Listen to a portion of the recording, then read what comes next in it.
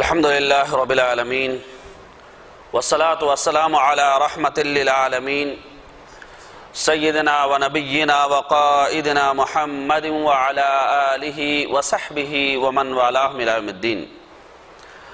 قال الله عز وجل في القرآن المجيد: أعوذ بالله من الشيطان الرجيم، بسم الله الرحمن الرحيم. نحن نقص عليك أحسن القصص. وقال في موضع آخر: لقد كان في قصصهم عبرة لأولي الألباب. صدق اللہ العظیم.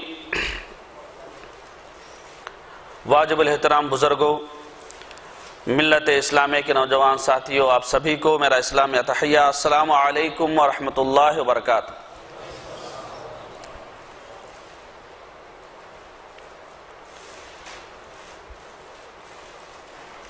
آج کا میرا موضوع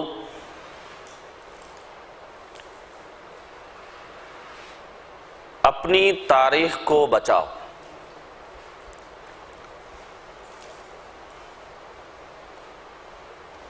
اللہ سبحانہ و تعالی قرآن میں ارشاد فرماتے ہیں: نحن نقص علیک احسن القصص.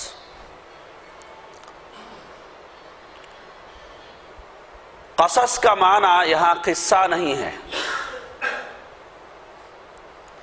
کیونکہ قصہ کی جمع جو ہے وہ قصص ہوتی ہے.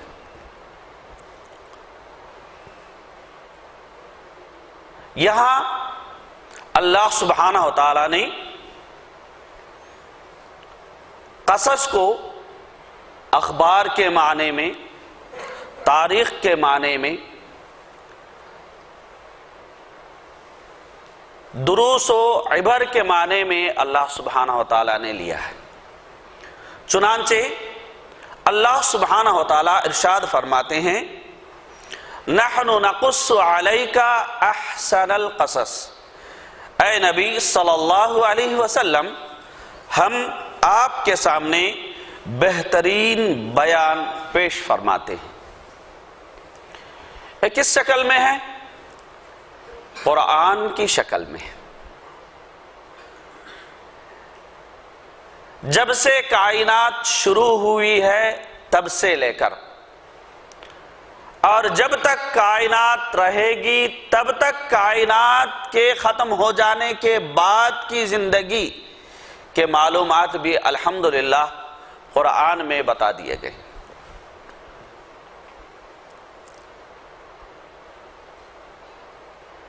چنانچہ تاریخ کی طرف خود قرآن ہمیں دعوت دیتا ہے کہ ہم اپنی تاریخ کو جانیں، پہچانیں، اس سے درس و عبرت حاصل کریں.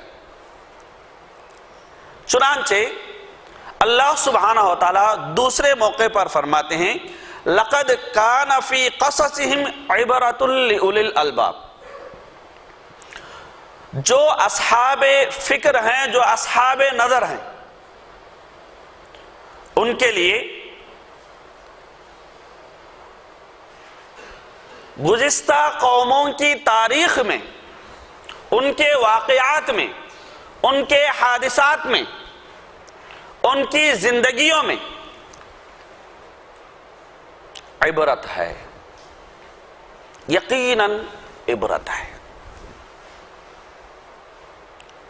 اللہ سبحانہ و تعالی اس کے بعد ارشاد فرماتے ہیں: افلم یسیروا فی الارض فینظروا کیف کان عاقبۃ الذین من قبلہم.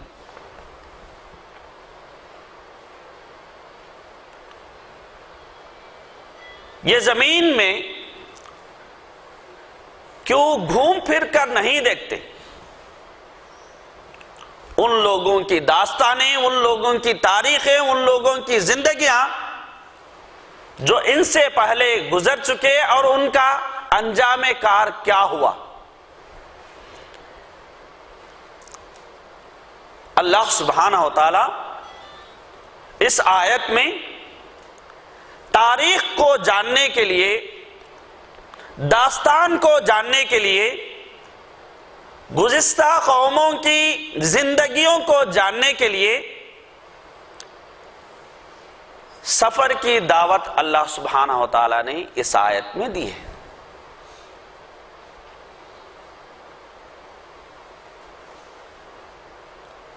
اور سفر کے مقصد کو اجاگر کیا ہے کہ سفر کا مقصد صرف جو ہے عیش و آرام نہیں ہونا چاہیے، بلکہ دنیا گھومے پھرے اور تاریخ کو جانے، اس سے عبرت حاصل کرے، درس حاصل کرے اور اپنی زندگی کو آدمی سدھارے۔ چنانچہ تاریخ کی جب تعریف ہم لیتے ہیں عربی میں، تاریخ کے جو معنی بتائے گئے ہیں وہ ہے کسی وقت کا تعین۔ کسی وقت کا تعین کو عربی جو زبان ہے اس زبان میں تاریخ کہا جاتا ہے۔ اب اصطلاح کی طرف اگر ہم آئیں گے، اصطلاح میں ایسے اعمال و افعال اور حادثات و واقعات کا ذکر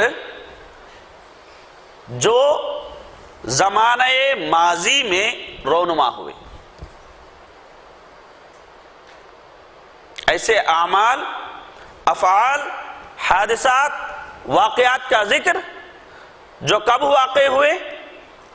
جو زمانہ ماضی یعنی گزرے ہوئے زمانے میں واقع ہوئے، اس کو تاریخ کہتے ہیں۔ تاریخ وہ ہے جو گزر چکی، جو پریزنٹ ہے یا فیوچر ہوگی اس کو تاریخ نہیں کہا جاتا۔ جب پریزنٹ پاسٹ ہو جائے گا، ماضی بن جائے گا تو تاریخ کہلائے گا۔ اب مستقبل کی اگر کوئی بات بتا رہا ہے تو اس کو ہم کہتے ہیں اس واقعے کے وقوع پذیر ہونے سے پہلے، اس واقعے کے پیش آنے سے پہلے اس کی خبر دینا، اسی کو ہم کہتے ہیں پیشن گوئی، یعنی قبل از وقت اس واقعے کے تعلق سے بتانا۔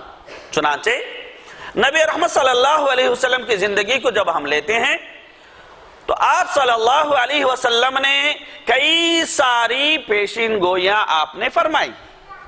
ان میں سے کچھ پیشن گوئیاں تاریخ کا حصہ بن گئی ہیں، کچھ پیشن گوئیاں ابھی واقع ہو رہی ہیں اور کچھ پیشن گوئیاں واقع ہونے والی ہیں۔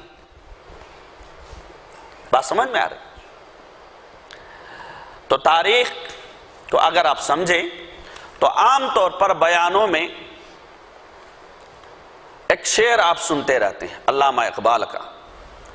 وہ شعر کیا ہے؟ وہ معزز تھے زمانے میں مسلمان ہو کر، وہ معزز تھے۔ یہ تھے کیا ہے؟ تاریخ ہے، یہ ہماری تاریخ تھی، ہم معزز تھے، اللہ نے ہمیں عزت بخشی تھی۔ اسی پس منظر میں حضرت عمر رضی اللہ عنہ نے فرمایا تھا ہم ذلیل تھے، ہم خوار تھے، اللہ نے ہمیں عزت بخشی اسلام کے ذریعے۔ اگر ہم نے اس عزت کو اسلام کے علاوہ ڈھونڈنے کی، تلاش کرنے کی کوشش کی تو اللہ ہمیں ذلیل کر دیں گے۔ چنانچہ اسی کی ترجمانی کر رہے ہیں علامہ اقبال۔ وہ معزز تھے زمانے میں مسلمان ہو کر اور ہم خوار ہوئے تاریخ قرآن ہو کر۔ تو یہ ہے تاریخ۔ آگے ہم بڑھتے ہیں۔ جب ہم اپنی تاریخ کو، اپنے علماء کو، اپنے اسلاف کو دیکھتے ہیں تو ہمارے علماء اور ہمارے اسلاف کی زندگیوں میں تاریخ کا تذکرہ جو ہے یہ بڑا ہی اہم موضوع ہوا کرتا تھا۔ اور ہے۔ چنانچہ جب ساری دنیا کی تاریخ اٹھا کر آپ پڑھتے ہیں، ساری دنیا کی تاریخ، ساری اقوام کی تاریخ اٹھا کر آپ پڑھتے ہیں، جتنی مستند صحیح دلائل کے ساتھ، تواریخ کے ساتھ، دن کے ساتھ، جگہ کے ساتھ اسلامی تاریخ محفوظ ہے، ایسی کسی بھی قوم کی تاریخ محفوظ نہیں ہے۔ دنیا کے کسی بھی ملک کی تاریخ اتنی محفوظ نہیں ہے جتنی الحمدللہ مسلمانوں کی تاریخ محفوظ ہے۔ اس ناحیے سے ہمیں فخر ہونا چاہیے کہ ہماری تاریخ جیسی کسی کی تاریخ نہیں ہے، اور ہماری تاریخ میں جتنے عظیم شخصیتیں گزری ہیں، ان عظیم شخصیتوں میں سے ایک آدھی شخصیت کی برابری بھی جو ہے دوسری قوموں کی تاریخ میں کوئی نہیں کر سکتا۔ 1,24,000 انبیاء مسلمانوں کی تاریخ کا حصہ رہے ہیں۔ کیا دنیا کا کوئی بھی شخص کسی بھی نبی کے برابر ہو سکتا ہے؟ ہرگز نہیں۔ یہ شرف ہمیں حاصل ہے۔ تو محترم سامعین، تاریخ کی اہمیت کو ہمیں جاننا ہے۔ الحمدللہ نماز کی اہمیت ہم نے جانی ہے، نماز کا اہتمام ہو رہا ہے۔ روزے کی اہمیت ہمیں سمجھ میں آ گئی، روزے کا اہتمام ہو رہا ہے۔ زکوٰۃ کی اہمیت سمجھ میں آ گئی، زکوٰۃ الحمدللہ ادا کر رہے ہیں۔ حج کی اہمیت سمجھ میں آ گئی، رشتہ داری کی اہمیت سمجھ میں آ گئی۔ یعنی جو بھی چیز ہمارے سمجھ میں جو ہے اس کی اہمیت اگر آ گئی تو ہم اس پر عمل کرنا شروع کر دیتے ہیں۔ بات سمجھ میں آ رہی؟ تو یہاں تاریخ کی اہمیت کیا ہے یہ جاننے کی ہم کوشش کریں گے۔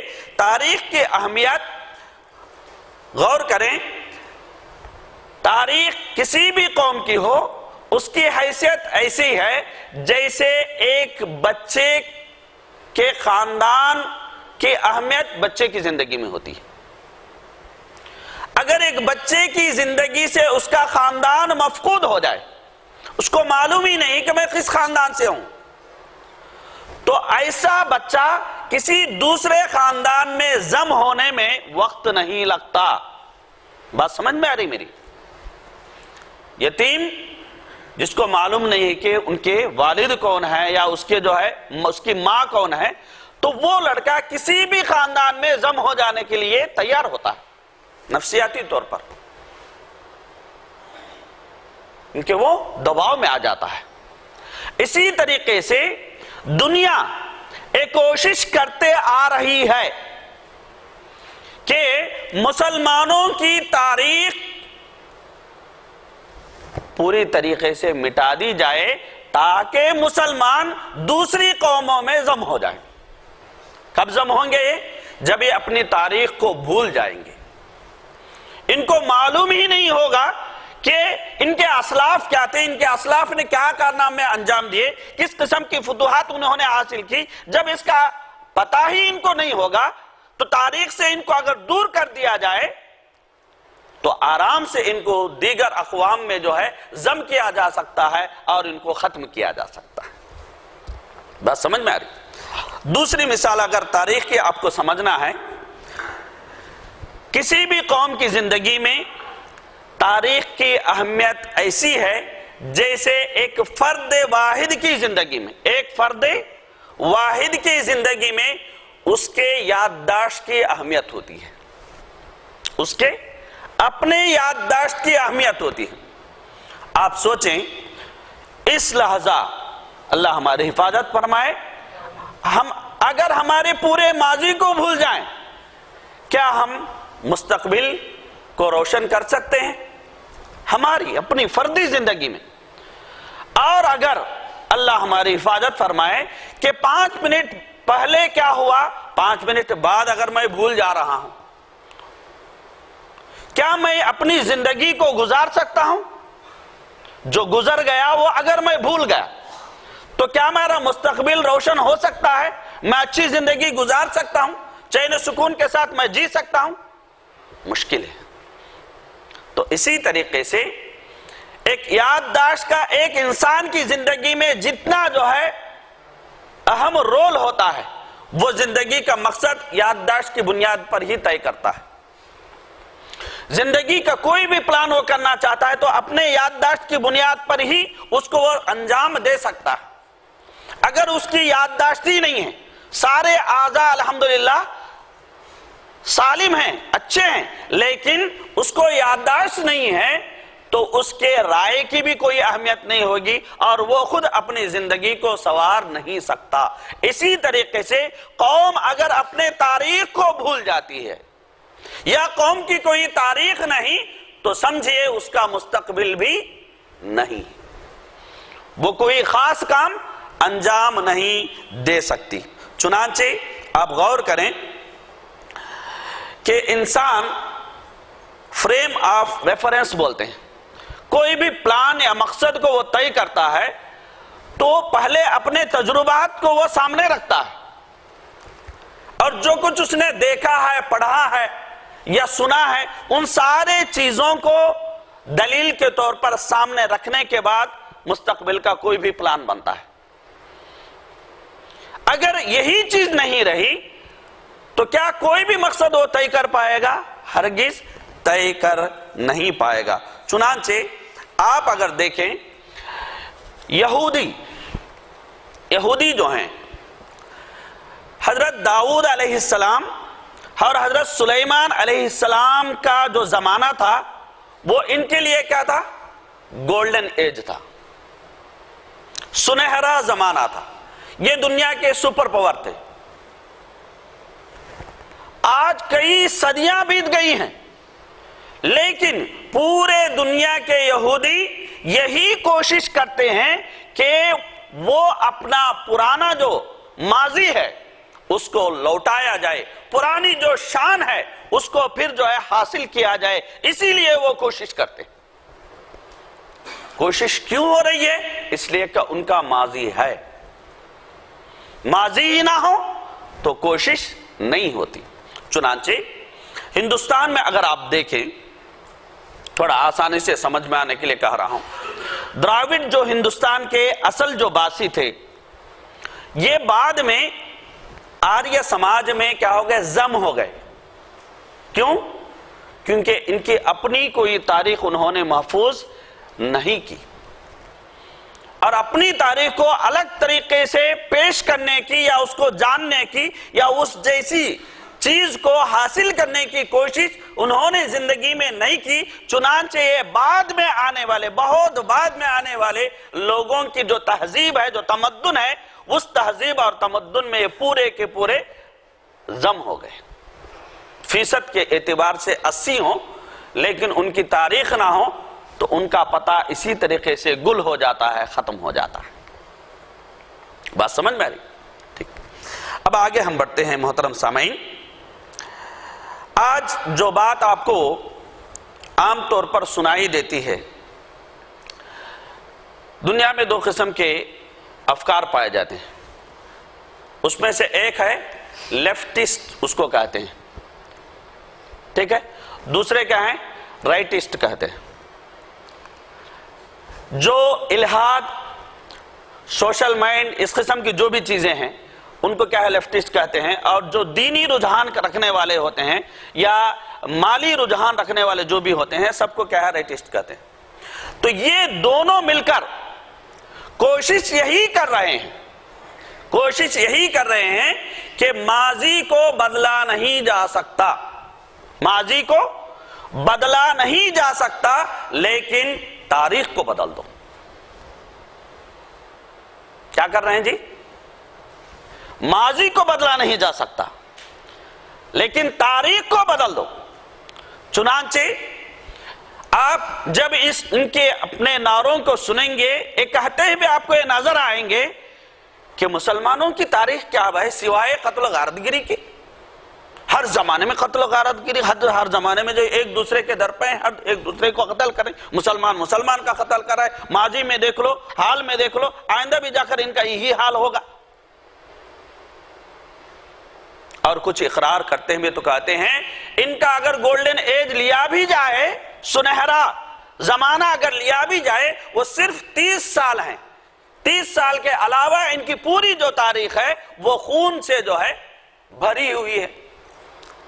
اب سوچیں کہ ہمارے وہ نوجوان، آپ ہیں، میں ہیں، سب ہیں، اگر ہمیں اپنی تاریخ کا مطالعہ نہیں ہے، ہم نے ہماری اپنی تاریخ کو نہیں پڑھا ہے، نہیں جانا ہے، تو یقیناً ان کی جو باتیں ہیں اس کے جھانسے میں ہم آ جاتے ہیں، اور دھیرے دھیرے آپ دیکھیں گے عصری تعلیم یافتہ جو لوگ ہوتے ہیں، کیونکہ ان کی تربیت اسی جو ہے نہج پر کی جاتی ہے، ایک موقع کو پہنچنے کے بعد وہ خود مسلمان ہونے کے باوجود مسلمانوں کی تاریخ پر، مسلمانوں پر، ان کی شان پر، شوکت پر وہ جو ہے حملہ کرنا شروع کر دیتے.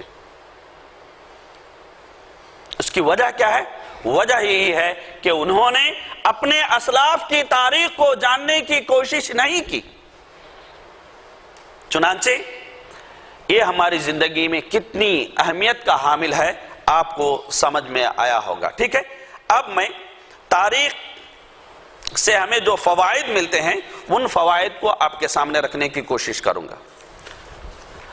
سب سے جو پہلا فائدہ ہمیں ملتا ہے وہ ہے ہمارے اسلاف کو ہم جانتے ہیں. سمجھیے، ایک دو لحظے کے لیے آپ یہ مان لیں کہ مسلمانوں کی کوئی تاریخ محفوظ نہیں ہے، کسی بھی کتاب میں محفوظ نہیں ہے، تو کیا ہمیں پتہ لگے گا کہ ہمارا اسلاف کون تھے، ان کے کارنامے کیا تھے، ان کی زندگیاں کیا تھی؟ پتہ لگے گا.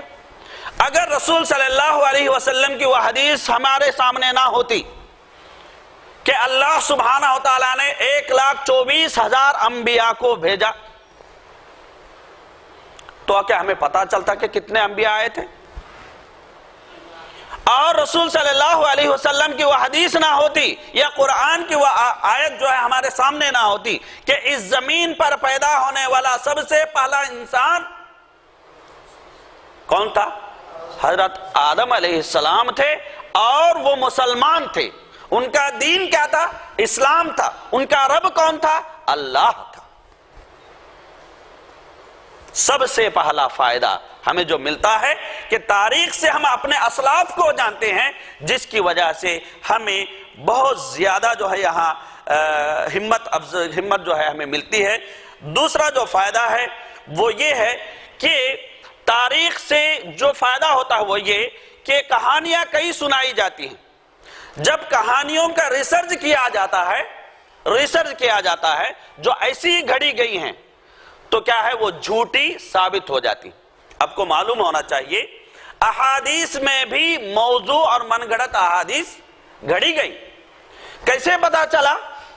اس کی تاریخ کو پلٹنے کے بعد پتا چلا کہ کون سی حدیث گھڑی گئی ہے، کون سی حدیث جو ہے مرسل ہے، کون سی حدیث جو ہے ضعیف ہے، اور کون سی حدیث صحیح ہے. بات سمجھ میں آ رہی؟ اگر تاریخ نہ ہوتی واقعات کی تصدیق ہم نہیں کر سکتے. ہر واقعہ جو سنتے اس کو سچ جان لیتے. لیکن مسلمانوں کی یہ خاصیت ہے، اسلام کی یہ خاصیت ہے کہ اسلام کی تاریخ نے حق اور باطل کو الگ کر کے بتا دیا، سچ اور جھوٹ کو بالکل جدا کر کے ہمارے سامنے رکھ دیا. وَقُلْ جَاءَ الْحَقُّ وَزَهَقَ الْبَاطِلُ. اسلام آیا ہی کس لیے ہے بھئی؟ حق کا بول بالا ہو اور باطل پورے طریقے سے ختم ہو جائے. ٹھیک. تیسرا جو فائدہ ہے واقعات کی تصدیق میں، مثال کے طور پر ایک دو چیزیں آپ کے سامنے پیش کروں گا. اس میں آپ دیکھیں نبی رحمت صلی اللہ علیہ وسلم سن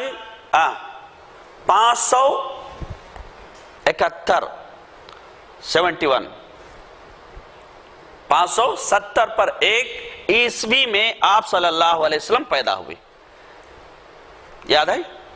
570 پر 1 میں پیدا ہوئے. اس کے بعد آپ صلی اللہ علیہ وسلم کو نبوت کب ملی؟ سن عیسوی 611 میں، یعنی تقریباً کتنے سال؟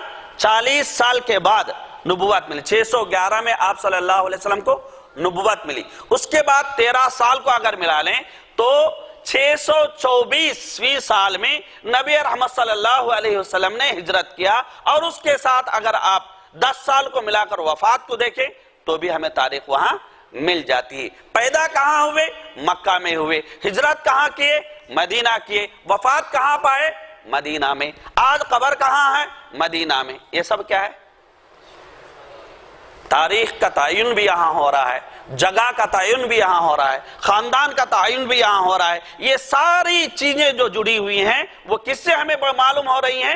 وہ تاریخ سے ہمیں معلوم ہو رہی ہیں۔ اس کے بعد اگر آپ دیکھیں حضرت ابو بکر رضی اللہ عنہ کی وفات کتنے سال میں ہوئی؟ کتنے سال کی عمر میں ہوئی؟ 63۔ 60 پر 3 سال۔ رسول صلی اللہ علیہ وسلم بھی 60 پر 3 سال میں انتقال گئے۔ عمر رضی اللہ تعالیٰ عنہ بھی 60 پر 3 سال میں ان کا بھی انتقال ہوا۔ بات سمجھ میں؟ یہ تینوں حضرت ایک ہی عمر میں انتقال کیے، یہ ہمیں کیسے پتا چلا؟ یہ بھی ہمیں تاریخ کے ذریعے پتا چلا۔ اس کے بعد تاریخ سے ہمیں جو چیز ملتی ہے وہ ہے اشخاص کی معرفت۔ کیا ملتی ہے جی؟ اشخاص کی معرفت۔ مثال کے طور پر آپ لے لیں، عبد المطلب کون تھے؟ ابو طالب کون تھے؟ ابو لہب کون تھا؟ ابو جہل کون تھا؟ عبداللہ بن ابی کون تھا؟ عبداللہ بن مسعود کون تھے؟ عبداللہ بن زبیر کون تھے؟ عبداللہ بن عباس کون تھے؟ عبداللہ بن عمر کون تھے؟ عثمان رضی اللہ تعالیٰ عنہ کون تھے؟ علی رضی اللہ تعالیٰ عنہ کون تھے؟ یہ ساری جو چیزیں ہیں وہ اچھے تھے یا برے تھے؟ ان کا عمل اچھا تھا یا برا تھا؟ ان کا جو کردار اچھا تھا یا برا تھا؟ یہ سارے تفاصیل ہمیں کہاں سے ملتی ہیں؟ تاریخ سے ملتی ہیں، جس میں سے آپ دیکھیں گے روات یعنی حدیث کو روایت کرنے والے، حدیث کو روایت کرنے والے، حدیث کے روایت کرنے والے سارے روات کی زندگیاں محفوظ ہیں، سارے روات کی زندگیاں محفوظ ہیں۔ اس میں کون کیسا تھا، کس کا بیہیویئر کیسا تھا، کون کتنا سچا تھا، کس میں کہ جھوٹ کی جو ہے ملاوٹ کتنی تھی، کس کو کتنا مانا جا سکتا ہے، کتنا کس کے تعلق سے یقین کیا جا سکتا ہے، یہ سارے تفاصیل الحمدللہ محفوظ ہیں۔ یہ کس کے ذریعے محفوظ ہیں؟ تاریخ کے ذریعے محفوظ ہیں۔ چوتھی چیز اگر آپ لے لیں، تاریخ سے جو فائدہ ہمیں ہوتا ہے، غور سے سنیں، موضوع کوئی عبادات کا یا معاملات کا نہیں ہے، لیکن تاریخ کا ہے، تھوڑا بھاری ضرور ہوگا، تھوڑا یعنی عام، کیونکہ اس کی عادت ہمیں نہیں ہے، تھوڑا بھاری آپ پہ لگے گا، لیکن سنیں اس سے ضرور فائدہ ہوگا انشاءاللہ۔ تو تاریخ سے چوتھا جو فائدہ ہمیں ملتا ہے وہ یہ کہ کون سی چیز ناسخ ہے اور کون سی چیز منسوخ ہے۔ کون سی چیز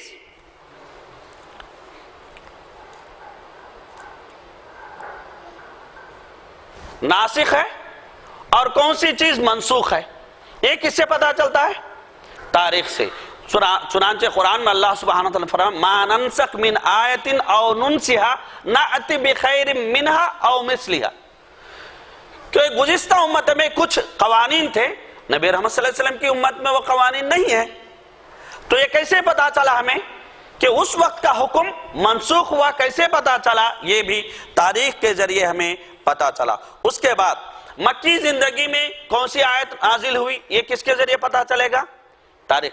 مدنی زندگی میں کون سی صورت نازل ہوئی؟ یہ تاریخ کے ذریعے۔ کون سی آیت کس شان میں نازل ہوئی، کس آیت کا کیا شان نزول ہے، یہ ساری چیزیں الحمدللہ ہمیں کس کے ذریعے معلوم پڑتی ہیں؟ تاریخ کے ذریعے معلوم پڑتی ہیں۔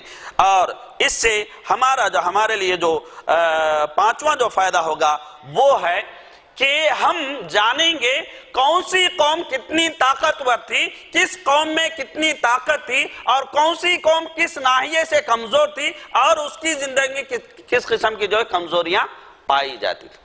طاقتور قوم کس وجہ سے طاقتور تھی، کمزور قوم کس وجہ سے کمزور تھی، یہ بھی چیز جو ہے ہمیں کس سے ملتی ہے؟ تاریخ سے ملتی ہے۔ چنانچہ اگر اس قوم کے پاس عزت ہے اس کا بھی پتہ ہمیں لگتا ہے، ذلت ہے اس کا بھی پتہ ہمیں لگتا ہے، علم کا پتہ بھی ہمیں لگتا ہے، جہل کا پتہ بھی ہمیں لگتا ہے، اور اسی طریقے سے ہر اچھے اور برے کا پتہ ہمیں تاریخ کے ذریعے ہمیں لگتا ہے۔ اس کے بعد اسلامی تاریخ کی ایک خاص چیز آپ اس کو کہہ سکتے ہیں، امتیازی شان اس کو کہہ سکتے ہیں کہ اسلامی تاریخ کی وجہ سے ہمیں جو سب سے بڑا فائدہ ملتا ہے، جو بھی حکم ہمیں کرنے کے لیے کہا گیا ہے یا جس بھی حکم سے ہمیں روکا گیا ہے، اس کی مثال ہمیں ماضی میں ملتی ہے۔ وہ کام کے کرنے والے کروڑوں کی تعداد میں ہمیں ملتے ہیں، اس کام سے رکنے والے کروڑوں کی تعداد میں ہم ملتے ہیں۔ جب ہم دیکھتے ہیں یہ کوئی نیا راستہ نہیں ہے، اس راہ پہ کروڑوں لوگ چلے ہیں، تو اس راہ پر چلنے کے لیے ہمیں آسانی پیدا ہو جاتی ہے، اور اس چیز سے ہزاروں لوگ رکے ہیں۔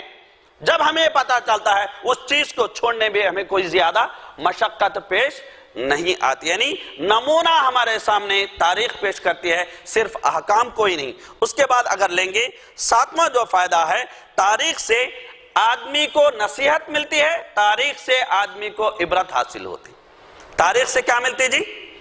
نصیحت ملتی ہے، اور تاریخ سے عبرت حاصل ہوتی ہے۔ کیا نصیحت؟ آپ لے لیں، فرعون کون تھا، کیسا تھا، کیا اس کی شان تھی، کیا اس کی شوکت تھی، کتنا طاقتور تھا، انجام کیا ہوا۔ نمرود کون تھا، کیسا تھا، اس کی شان و شوکت کیا تھی، آخرکار انجام کیا ہوا۔ قوم لوط کون تھے، انہوں نے کیا کام کیا، کس وجہ سے اللہ نے ان کو عذاب دیا، اس کی جو معلومات ہیں اس سے ملتی ہیں۔ شعیب علیہ السلام کی قوم، ان کی قوم کو اللہ سبحانہ نے کیوں عذاب میں مبتلا کیا، صالح علیہ السلام کی قوم کو اللہ سبحانہ وتعالی نے کیوں عذاب میں مبتلا کیا، یہ ساری جو چیزیں ہیں یہ کس سے ہمیں معلوم پڑتی ہیں؟ الحمدللہ تاریخ سے ہمیں معلوم پڑتی ہیں۔ اسی کے ساتھ تاریخ، جیسا کہ شروع میں نے بیان کیا کہ تاریخ کو جان لینے کے بعد، یعنی ماضی کو جان لینے کے بعد مستقبل کی راہ ہموار کر لینا مشکل نہیں ہوتا، بلکہ کئی ساری آسانیاں جو ہے وہاں ہمارے ساتھ آ جاتی ہیں۔ مثال کے طور پر رسول صلی اللہ علیہ وسلم نے فرمایا، علیکم بسنتی و سنت خلفاء الراشدین۔ غور کریں، نبی رحمت صلی اللہ علیہ وسلم کیا کہا؟ تمہیں میری سنت کو لازم تھامے رہنا ہے، لازم پکڑے رہنا ہے، اور میرے جو خلفاء راشدین ہیں ان کے سنت کو تھامے رہنا ہے۔ بات سمجھ میں آئی؟ یہ کب کے لوگ ہیں؟ رسول صلی اللہ علیہ وسلم بعد کے زمانوں کی ضمانت نہیں لی، میری سنت اور میرے خلفاء کی سنت، کیونکہ جتنے بھی فتنے برپا ہوئے ہیں یا جتنے بھی فرقے اسلام میں داخل ہوئے ہیں، یہ خیر القرون جو ہے، اس قرون کے بعد ہی جو ہے یہ فتنے سر اٹھائے ہیں، اور اسلام میں کئی سارے، اسلام نے بلکہ اسلام سے خارجی ہیں، مسلمانوں کے بیس میں کئی سارے فرقے جو ہے جنم لیے ہیں۔ نبی رحمت صلی اللہ علیہ وسلم کا جو فرمان ہے کہ میری جو امت ہوگی وہ کتنے 73 فرقوں میں وہ بٹ جائے گی، اس میں سے صرف ایک فرقہ کس پہ ہوگا؟ راہ حق پر ہوگا۔ وہ فرقہ کون ہے؟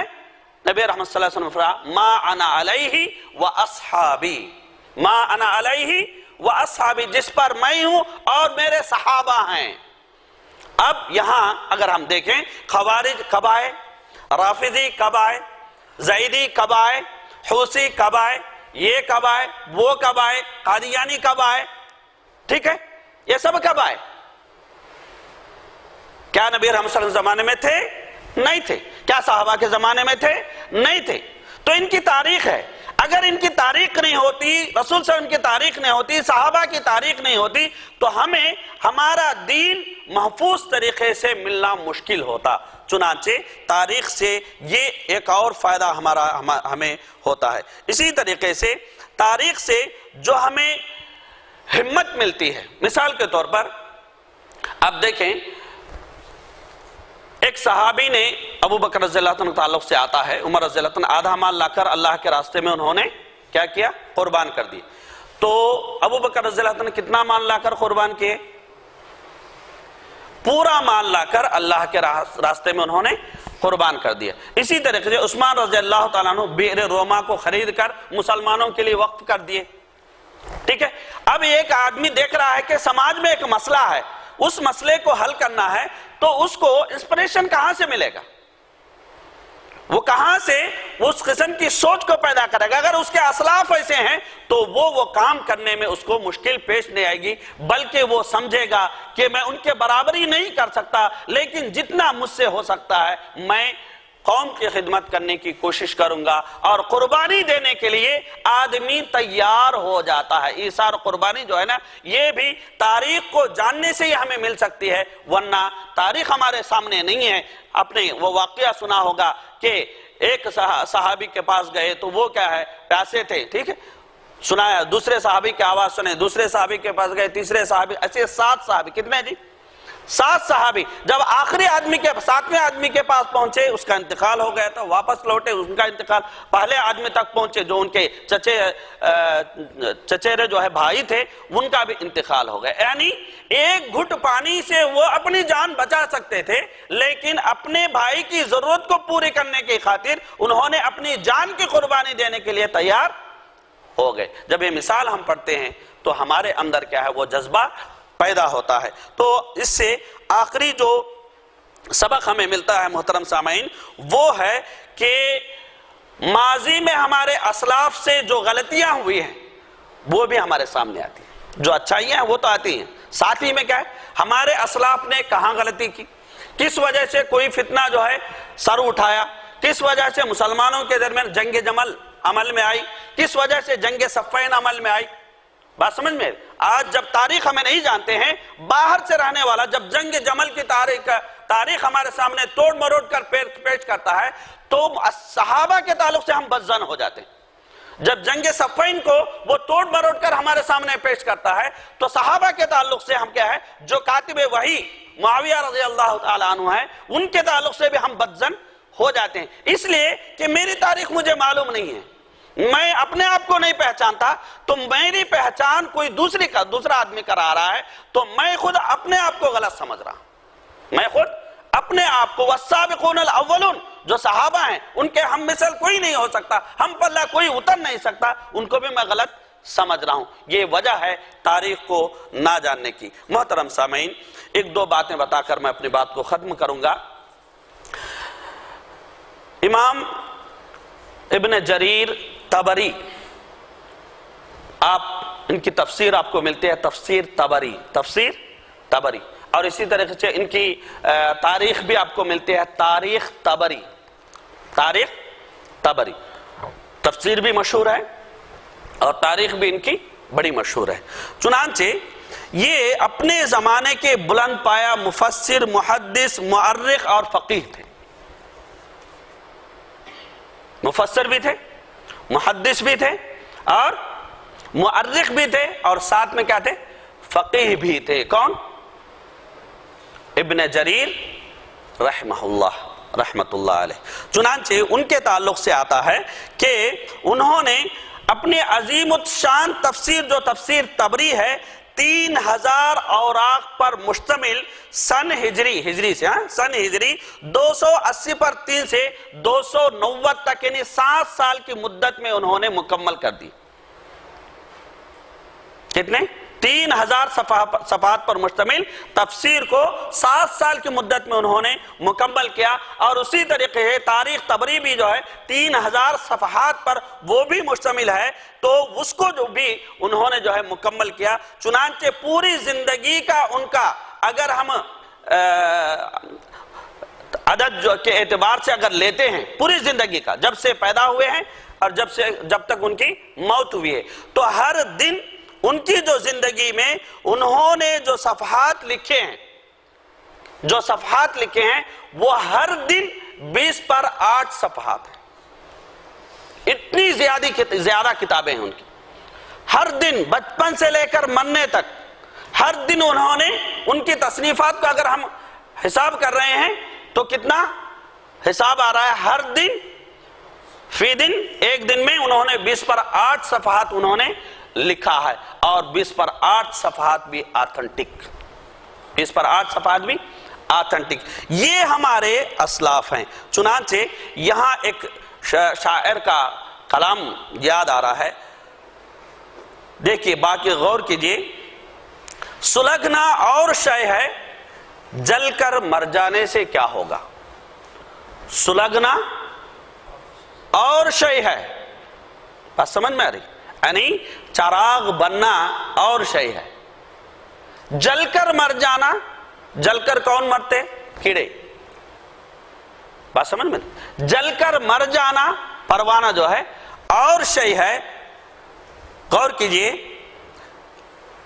ہوا ہے کام جو ہم سے، ہوا ہے کام جو ہم سے، وہ پروانوں سے کیا ہوگا، وہ پروانوں سے کیا ہوگا. چنانچہ آپ دیکھیں مسلمان کسی بھی فیلڈ میں آپ لے لیں، وہ دیپک بن کر، چراغ بن کر وہ جلے ہیں، وہ خود روشن تھے اور دنیا کو انہوں نے روشن کیا ہے. اور روشنی کی تلاش میں یا روشنی کے شوق میں آنے والے کیا پروانے ہیں. چراغ جو کام کر سکتا ہے پروانے وہ کام کر نہیں سکتے. چنانچہ سائنس کا میدان لے لے، تاریخ کا میدان لے لے، تفسیر کا میدان لے لے، حدیث کا میدان لے لے، کسی بھی میدان میں مسلمان کسی سے پیچھے نہیں ہے. یہ ہمیں کب پتا چلے گا؟ جب خود ہم اپنی تاریخ کو پڑھنے کی کوشش کریں گے. محترم سامعین، نوجوانوں سے میرے درخواست ہے، کیونکہ تاریخ کو بنانے میں، بگاڑنے میں کسی بھی قوم کی نوجوان کا اہم رول ہوتا ہے، اور نوجوان ریڑھ کے ہڈی کے جو مانند ہوتے ہیں کسی بھی قوم کے لیے. چنانچہ ادباً میں تمام نوجوانوں سے درخواست کرتا ہوں کہ آپ جو ہے جہاں نماز کا اہتمام کرتے ہیں، جہاں جو ہے روزے کا اہتمام کرتے ہیں، دیگر عبادات و معاملات کا اہتمام کرتے ہیں، وہاں کچھ وقت نکالیں اپنی تاریخ کو جاننے کے لیے، اپنے آپ کو پہچاننے کے لیے، اور ایک اچھا مستقبل اپنا بنانے کے لیے، اور اللہ کے کلمے کو بلند کرنے کے لیے. چنانچہ شاعر فرماتا ہے، ہو رہی ہے عمر مثل برف کم،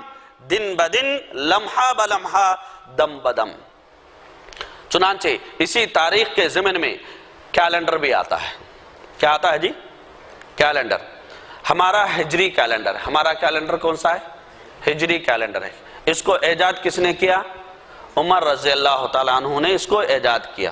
عمر رضی اللہ عنہ نے جب سے اس کیلنڈر کو ایجاد کیے تب سے اب تک اور انشاءاللہ قیامت تک جو دینی مزاج رکھنے والے لوگ ہیں وہ اپنی تمام تر عبادتوں معاملات کو کس سے جوڑتے ہیں؟ ہجری کیلنڈر سے جوڑتے ہیں. چنانچہ جہاں اس تاریخ کو بچانا ہے اس کے ساتھ ساتھ اس تاریخی کیلنڈر کو بچانا بھی ہمارا فریضہ ہے. کیوں؟ اس لیے کہ اس میں جو مہینے بیان کیے گئے ہیں، مہینے جو بیان کیے گئے ہیں وہ اللہ سبحانہ و تعالیٰ نے جو 12 مہینے بتائے ہیں اسی نہج پر 12 مہینے ہیں. یعنی عرب میں جو پہلے سے تھے، محرم، یہ سب رسول صلی اللہ علیہ وسلم نے اثر نو نام نہیں بتائے، پہلے سے تھے. ٹھیک ہے؟ تو یہ جو مہینے ہیں، غور کریں آپ، یہ مہینے جو ہیں ان مہینوں میں شرک نہیں ہے، ان مہینوں میں شرک نہیں ہے. لیکن اگر ہم دوسرے کیلنڈر کو اپناتے ہیں، ایک مجبوری الگ بات ہے، ٹھیک ہے، لیکن اہمیت الگ بات ہے. مجبوری الگ بات ہے، اہمیت کس کو دینا ہے؟ ہجری کیلنڈر کو دینا ہے. آپ سنڈے لے لیں، سنڈے، منڈے، ایک کس سے آئے ہیں؟ سن، سورج، مون سے کیا ہے؟ منڈے. ٹھیک ہے؟ اور اسی طریقے سے اگست کو لے لیں، آپ جولائی کو لے لیں. یہ سب اگر آپ لے رہے ہیں، تاریخ کو آپ پڑھیں گے، یہ ان اقوام کے خداوں کے نام ہیں. سورج کی پوجا کرتے تھے انہوں نے سنڈے، چاند کی پوجا ہوتی تھی منڈے. یعنی اس میں شرکیہ جو ہے یہ چیز آپ کو مل سکتی ہے، لیکن ہجری کیلنڈر اور اس کے مہینوں میں یہ چیز نہیں ہے. چنانچہ ہمارے اپنے کیلنڈر کی حفاظت ہمیں کرنی ہے. تو محترم سامعین یاد رکھیے، لمحہ گزر گیا تو صدی گزر گئی. لمحہ گزر گیا تو مت سمجھے کہ لمحہ گزرا ہے، بلکہ یہ سمجھنا ہے، اتنا ہمارے پر بوجھ ہونا ہے، اتنا ہمارے ذمہ داری کا احساس ہونا ہے کہ لمحہ نہیں گزرا ہے کہ صدی بیت گئی ہے. اسی بات پر میں اپنی بات کو ختم کرتے ہوئے خاص کر عمر رضی اللہ تعالیٰ عنہ کا قول آپ کے حوالے کرتا ہوں. عمر رضی اللہ تعالیٰ عنہ نے فرمایا، حاسبوا انفسکم قبل ان تحاسبوا، تم اپنے نفسوں کا محاسبہ کرو قبل اس سے کہ تمہارا حساب تم سے اللہ سبحانہ و تعالیٰ لے. محترم سامعین، یہ جو بھی چیزیں آئی ہیں اگرچہ کہ آپ کے لیے کچھ بھاری یہ محسوس ہوئی ہوں گی، لیکن اس کو آپ ایک دو بار اس کے تعلق سے سوچنے کی کوشش کریں اور اس پر عمل پیرا ہونے کی کوشش کریں. کیونکہ جب تک میں تاریخ کو نہیں جاؤں گا، میرے بچوں کو ایسا مستقبل میں نہیں دے سکتا. چنانچہ ایک شخص نے کہا، بہت مفکر، اس نے کہا کہ تم ایک قوم کے نوجوانوں کا سلیبس مجھے دے دو. اس نے کیا کہا ایک قوم کے نوجوانوں کا سلیبس میں دے دو، اس قوم کا مستقبل کیا ہو سکتا میں تمہیں بتاتا۔ چنانچہ اگر سکولز میں انتظام نہیں ہے، اسکول کی تعلیم کو مخلوط کیا جا رہا ہے، اسکولوں کی خاص کر ہندوستان کی تاریخ کو جو مخلوط کیا جا رہا ہے، لیکن جب ہم صحیح تاریخ کو اپنے بچوں کو گھروں میں سمجھائیں گے، صحیح عقیدے کو گھروں میں ہم سمجھائیں گے، تو ہماری بچوں کی حفاظت بھی ہوگی اور ساتھ میں ہماری تاریخ بھی محفوظ ہوگی، انشاءاللہ روشن مستقبل بھی ہمارے نصیب میں ہوگا۔ اللہ سبحانہ وتعالی ہم سب کو کہنے اور سننے سے بڑھ کر اس پر عمل پیرا ہونے کی توفیق نصیب فرمائے، آمین۔ وآخر دعوانا الحمدللہ رب العالمین۔ یہ جو موقع آپ نے مجھے دیا ہے